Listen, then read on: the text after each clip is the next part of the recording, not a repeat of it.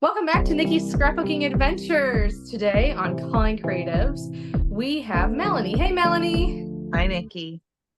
Welcome back. The Yeah. last one of the year. Holy cow. Yeah. How did that happen?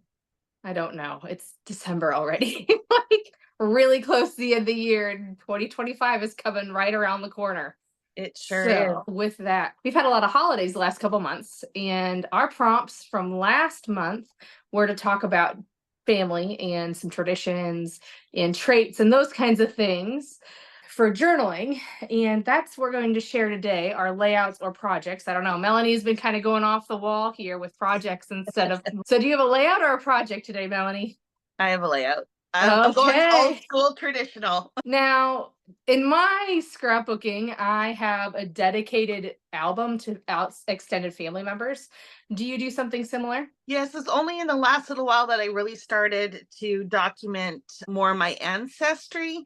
So my thought is that it will be eventually its own album. At this point, they're just sitting in a stack, not quite in their final resting place, so to speak. And then quite often I'll get photos of my nephews and nieces, or when I'm with them, I'll take like random snapshots, and there's not necessarily, a story for that specific photo, but maybe I'll use it to tell another story about them or something. And I will put those in a separate album as well, because it's not really part of my chronological life, generally speaking. So I do have some separation. Okay, yeah. I put all extended family, regardless of time frame, in a separate album. And I also put stories that are related just to me in a separate album. And we had talked last time about like some inheritance, layouts, and I was going to show that one today.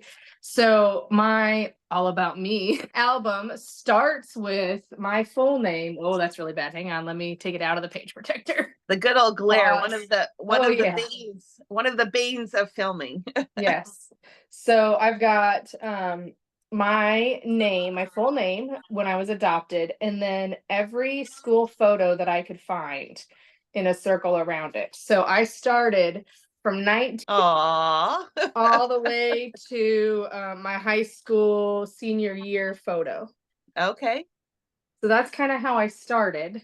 So it's Yeah. kind of fun to see like the evolution of myself in that. But when we're talking about family, we talked about this layout and how you don't just inherit money or objects from family members, but you inherit traits. So this is my inheritance layout. This is I feel like it reminds me of the old school way of scrapbooking because it's all circles.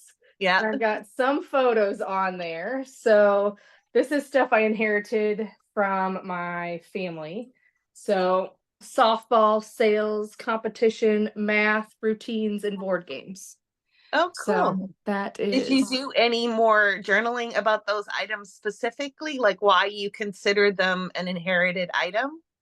no, but instead what I did is I took photos of me when I was younger. So like softball, the youngest photo I could find was myself holding a bat. Sales, I have myself as a Girl Scout because they do sales.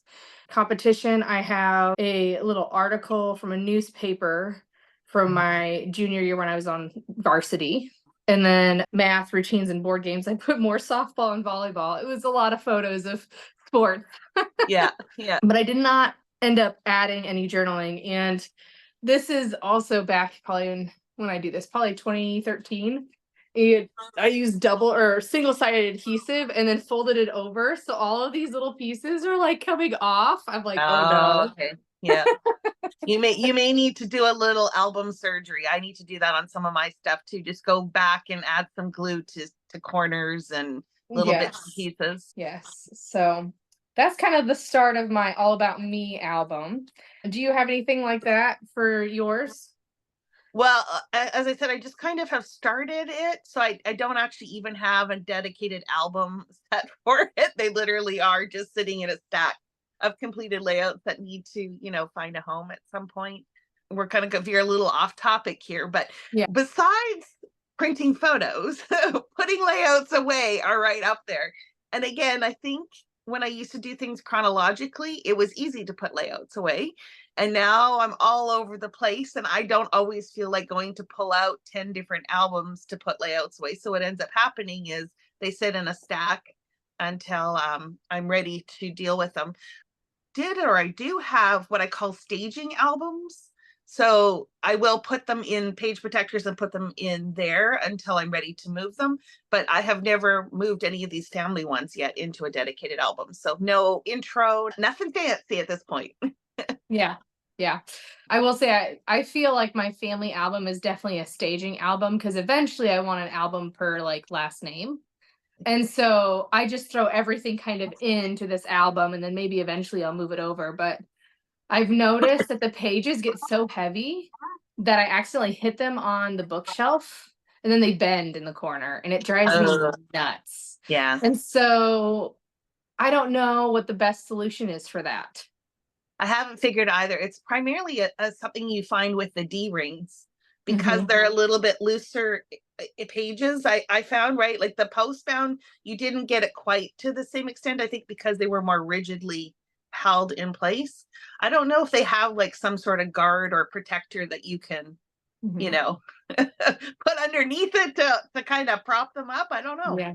Maybe a I was user even knows. thinking maybe even like a big rubber band around the Yeah. end, Yep. just so it really closes it in, and then it's probably easier to get on the shelf too. So I might look into getting big rubber bands. I don't know. I don't Yeah. know if they make 13 diameter, 13-inch diameter, 12-inch diameter rubber bands or not. So I'm not in that Yeah. business. You could try elastic, which you could buy, and see if that worked. Yeah. If you couldn't find a big band. I Mhm. don't have a lot of success with rubber bands. I find they disintegrate on me, over time. Mhm. They just kind of, The rubber just kind of disintegrates. You're right. yeah, yeah. So I don't know. If you find anything, let us know. I Because will. I'm sure you're not the only one. Yeah, and if anybody has suggestions, please let us know in the comments because Yeah, that would be really great. yeah, for sure. So, what about your layout? I shared two.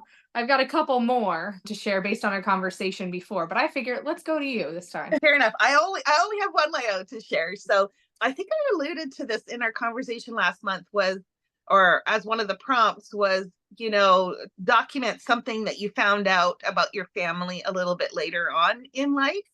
And so I thought that's what I would share. To be honest, I did this last night. I I feel was that. running out of time. I got a deadline. So I actually went through my base pages as kind of a, quick start to get through it. So the background of this is a base page that I already had in my stash. And it features scraps from my mind's eye Gingham. I think it was called Gingham Foundry. I think Okay. that was Is it. it blue and yellow? Yes. Yes. Yeah, so I did kind of what I call a serendipity kind of background with scraps that forms the top part. So you look at the picture here, like this is just all scrap pieces of paper from that collection. And then I had, a wood piece, and basically I found a photo. The photo's not a great quality photo. It's probably like a scan of a poor photo to start with, but it is what it is, right? So it is a family photo of my mom and her family. So my mom is right in the center. I think she's probably about 4 years old at this point in time. And the title just said, "Who is that strange man?" And so I didn't have it like a blue arrow or anything. So I tried to use these hearts to point to the fellow in the middle of the picture. And I added a question mark above it to kind of indicate who the person is that I'm questioning. Okay. Now, I really want to put the names of the people in the photo. So the question is, and this is because the layout's not quite done. I need to go actually look up the actual date and where the photo was taken. I'm pretty sure it was 1954, and I'm pretty sure it was in Manitoba, Canada. But I just want to double check. So I can do something like back row and then put the names, and then front row and the names. Hmm. Or what I will do quite often is I'll just write the names on the back of the layout, just so at least I have a reference. Because you know how when you look through photos now, like old photos, you don't even know who the people are, you know? Yes. So I don't know. What do you guys think? Should I put it on the actual front or should I just put it on the back? I think you do it on the front. And I say that because I don't want anybody taking out my stuff. And who knows if anybody's going to know that it's there. Right. So I say put it on the front. I was going through my 2022 album yesterday for a Christmas present, and I put stickers on the photo with people's names. Oh, okay. Okay. That'll work. I did think about doing like originally like a little flap with like a vellum piece over it that would have the names and then you could lift up and look at the photo. But I just felt like the photo's already pretty poor quality, and then putting a vellum piece over top would just further like distort it. So then, you don't have much of a photo. Yeah. But yeah. I Um, love that idea though for future reference. Like if you decide to do that, you could also use acetate. Now you'd probably have to use permanent marker on your acetate. Um, right. but if you don't want to distort the quality of it, you could use acetate. And there's Yeah. printable acetate out there too. Oh, that's a good idea. Someone else, I had a Zoom last night, and someone else on the Zoom suggested like actually taking the vellum and just doing like like drawing the outlines of the people and having it as a flip out or an insert with numbers. So you could say, Mhm. 1, 2, 3, 4, and then list the people. And that's a great idea. The only thing is I also have an insert. So you'll notice there's no journaling. Yeah, I was wondering. And I'm leaving everybody in suspense. Who is that strange man in the middle of the photo, right? So I mentioned that was the base page, but I also happened to have the collection. So I actually went and pulled the collection and I used it to do the background for the insert. So this is just a Wow. 6x12 insert. I haven't decided if I'm going to like make it as a, what do they call them, flip flaps. I think I might have one where it's actually attached to the page protector, or if I'm just going to do it as a 6x12 page insert, like an insert page. Haven't decided. Probably it'll be whatever I can find easily. Is When you actually get to put your layouts away. exactly. That's probably what will happen. Is where can I find it? I know for sure I have 6x12 page protectors. So if nothing else, that's what that will be. So I'm going to read the journaling. There's a little bit. A lot of it is telling the context of why I'm confused about who this person is. So I just said, growing up, I always knew that both of my parents immigrated to Canada with their parents and siblings in the early 1950s, shortly after the Second World War. As my parents were both quite young, I think my dad was probably about 3 and my mom was like 1. I never expected them to have any tales of those days back in the Netherlands, and it just never crossed my mind to ask questions because of this, right? Like they wouldn't have remembered what it was like, so I didn't bother to ask. I knew that both families didn't have a lot of money, and there was a little thought of returning, right? Like this was a permanent move. They were moving to Canada. It was for forever, right? There was no going back. I knew that my dad's family traveled with an uncle of my grandfather and his family when they immigrated, until they went their separate ways, with my dad's family headed to Alberta and my great great uncle, it would be, and his family chose to establish residency in Ontario. So for those of you that may not be familiar with Canadian geography, this is almost, but not quite, like on opposite ends of the country. Like this wasn't like, a 2-hour drive. It probably would take you 3 or 4 days or whatever to get to get there, right? So it wasn't something that you would easily keep in contact with. And I honestly, I don't think there was much contact after they separated. Long distance calls were expensive, and traveling that far was really out of the question. So for my mom's family, I knew that my grandpa's sister and her husband had immigrated earlier, and that the families remained connected throughout the years, both living in southern Manitoba. So I knew who my great aunt was, and her husband and her family, and all of that. So I knew that part of the family. But as far as I knew, that was it, right? That was the some extent of family that lived in Canada. My great aunt and uncle, great uncle and their family, and then these cousins, on my dad's side.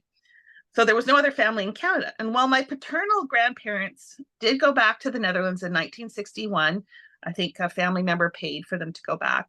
I don't think either family would have been able to go as a family. So there would be no family photos outside of Canada after this point, right? So I know for sure this photo was taken in Canada. And this is important to set the scene for what happened one day when my mom and I were looking at old photos. I think I was in my mid-30s. So we came across a family photo. So that's the photo I showed you earlier. And as we often did, I would try and make out who was who, and my mom would confirm if I'd matched the names correctly. This particular photo featured my grandparents, my mom, and her brothers, her 2 older and 2 younger brothers. Those were easy to sort out because I could associate birth order with the heights of the kids. There was, however, one other person in the photo that was a mystery to me. It was an older gentleman, much older than my grandfather at the time. he did have the look of my grandfather, so it kind of looked like my grandfather, which really confused me. Like, who could this be, right? Like, I'm thinking he's got to be a family member, but there's no other family, so who could this be? He was too old to be my great uncle, and I remember asking him on that. I said, like, that's not Uncle Jerry, right? Like, that doesn't look like him. And she's like, no, no.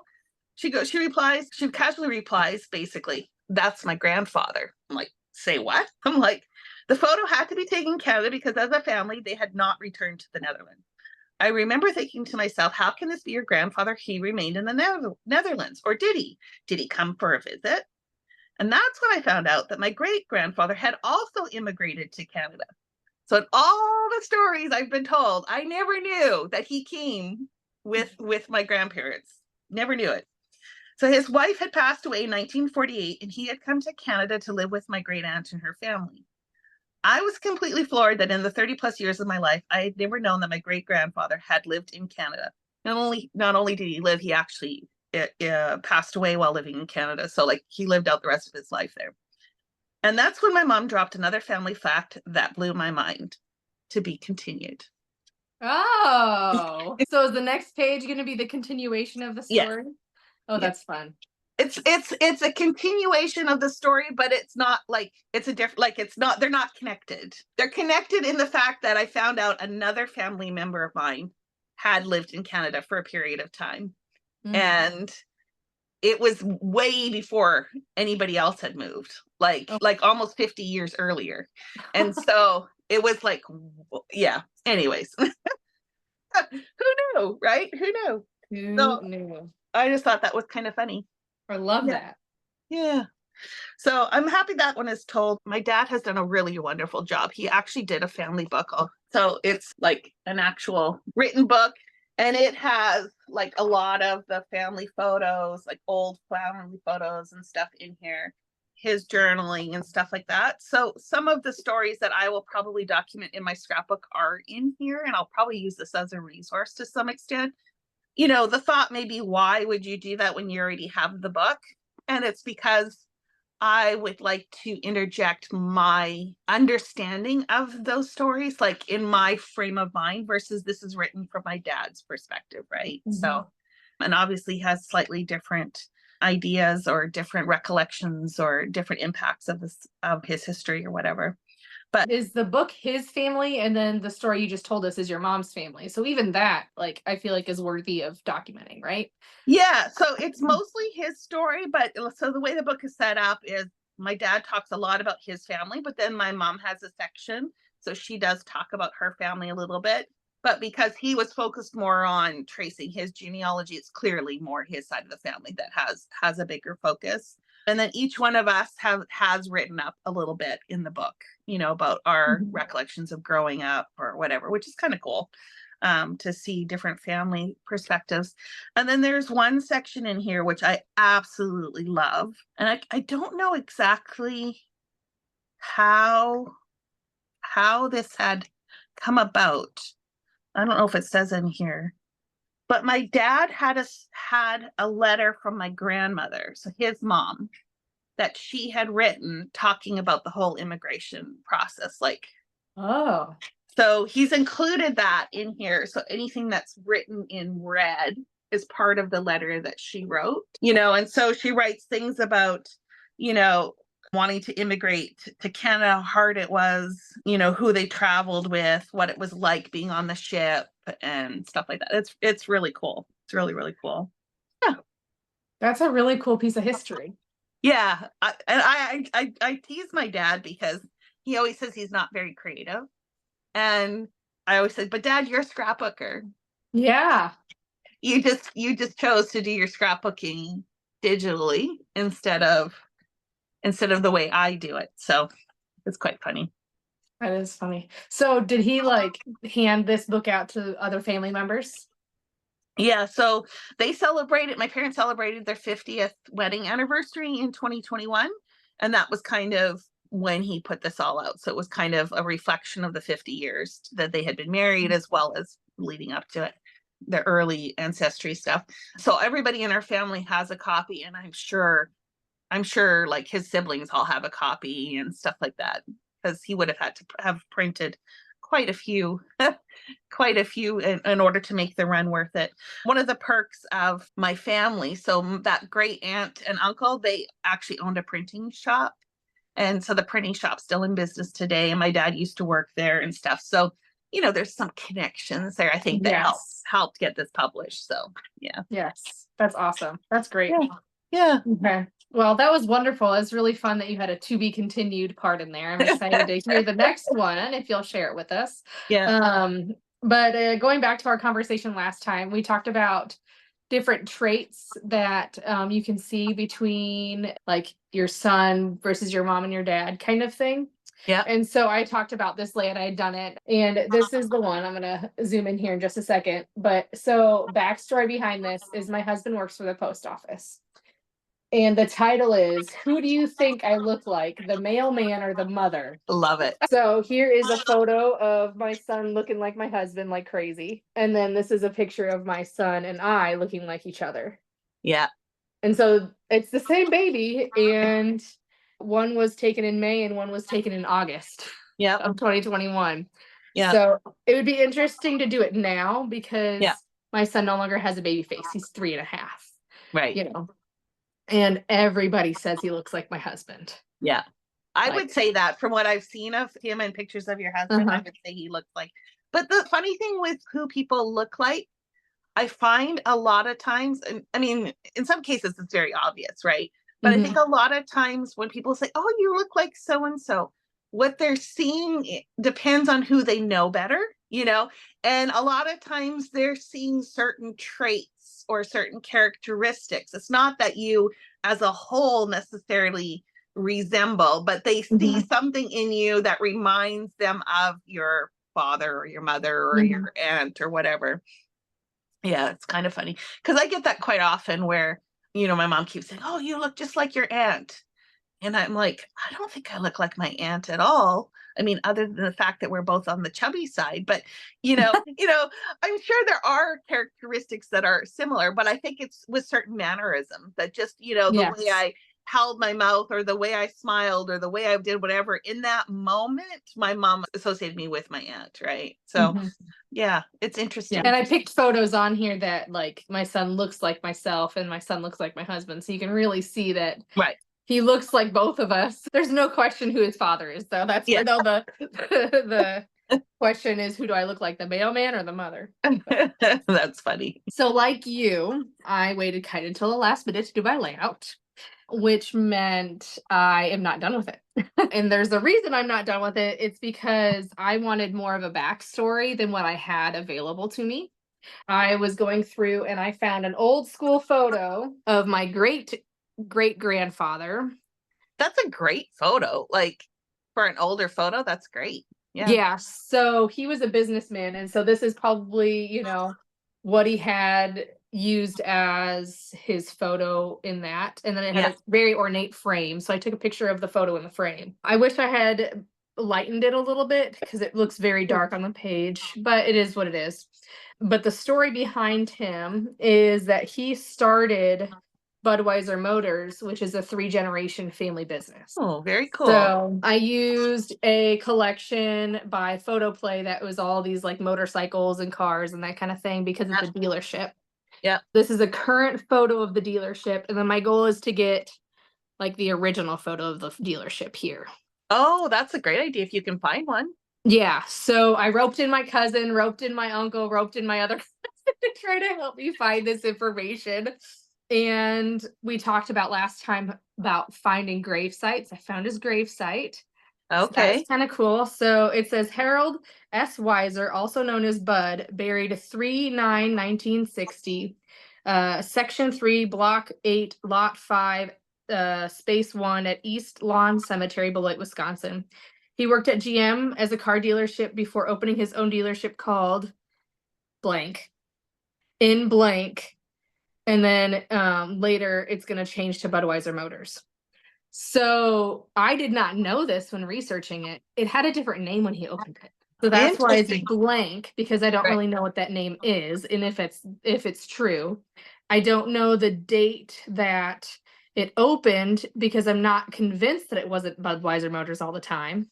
Right. So like I've kind of left those open until my cousin and my uncle can figure out if the name actually changed, what the date actually was when it opened. Because Right. he also worked for GM for a very long time.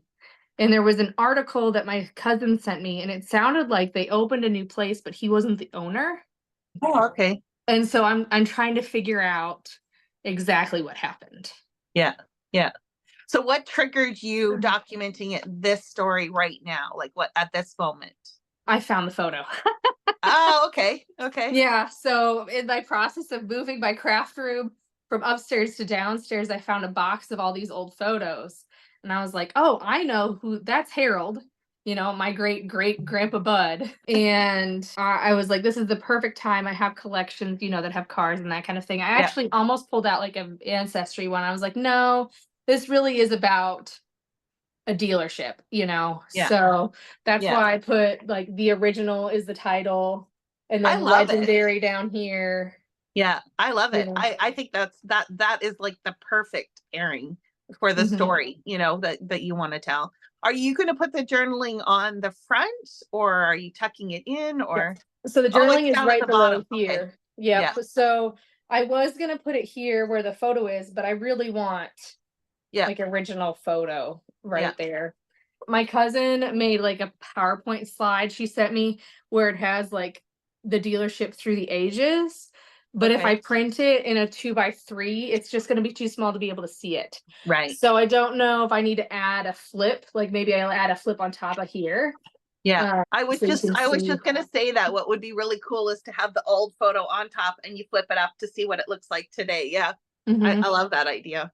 Yeah. And then I can always put another photo of him, Yeah. down here instead. So Yeah. we'll see what happens. It really is. I've been bugging my cousin for the last 2 days, like, hey, could you send me this photo? Hey, could you send me this photo? And then So does your cousin work at the dealership now? Yep. Okay. So my uncle is the one who owns it now, and my two cousins, his son and daughter, work there. And they will most likely take over the business after he's Yeah. done. Yeah. That's So awesome. yep. That's That's awesome. 4 generations. That's really cool. That is really cool. Yeah, that So doesn't happen very often other than in things like farms and stuff like that. And I think even that is declining, mhm. that those multi-generational businesses. Yep. Well, I say that. There probably are others, but I don't know, it just doesn't seem as prevalent as it used to be. Right, right. So yeah, that's 3 generations so far. Who knows? I don't know that it's going to be 4, but I'm pretty sure it's probably going to be 4. Especially if they're working there. Like Right. that doesn't sound like people that aren't interested or invested in it. So Mhm. very It cool. also is really good money. Yeah, So I yeah. don't blame them for working there. When you said Budweiser, the first thing I thought of was beer. Yes. And Yep. then when you said, his Howard Bud Weiser, it was like, oh, okay. Mhm. But I was gonna ask if there was a connection to the beer, but anyways. Nope. And what's funny is that my cousin in college used to be a Budweiser beer representative. And so we would hand out all this Budweiser stuff that's not even related to Budweiser voters. I think it's funny. Does the family that's running it now, your uncle, do they still have the Weiser last name? Yep. They still have the Weiser last name. Okay. Okay. So it'll be interesting because either my male cousin Weiser is going to do it or my cousin, but she has a different last name. Right. Right. So it'll be interesting. I don't know how that's going to shake out. Like, I don't even want Right. to touch that drama. Yeah. Yeah. Anyways, interesting. Very cool. I love that Mhm. you told that story. I think that's great. And again, the papers are perfect. Yes, it worked out really well. I think it's old timey. It's got really cool cars on it. It's just a lot of fun. Yeah. Cool. So Well, I guess, we all need to move our craft room to find those hidden stories. you never know when you're going to find a box of photos that you're like, oh, I forgot about these. Yeah, exactly. Exactly. So on the video on Wednesday, I think we're going to review our year, aren't we, Melanie? Yeah, we're going to do a little bit of reflecting. Yeah. She sounds so excited, but seriously, it's going to be a good conversation. So make sure to check out Melanie's channel on Wednesday. I hope you have a wonderful year. Don't forget to like, comment, subscribe, and we'll see you next time.